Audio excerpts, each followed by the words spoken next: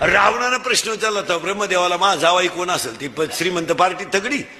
त्याला त्या एका ब्रह्मदेवानं सांगितलं ते नदीच्या कडेला माशी धरते तो जावाई. ते बिघडलं ना रावण.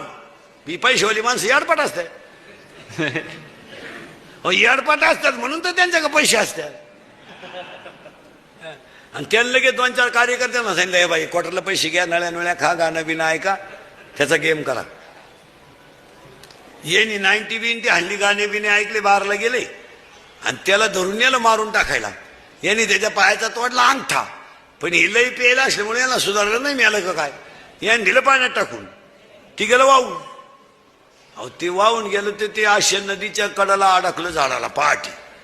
त्या नगरीचा मेलता राजा. आणि त्या नगरीचा नियम असा होता सकाळी सापडत तो राजा.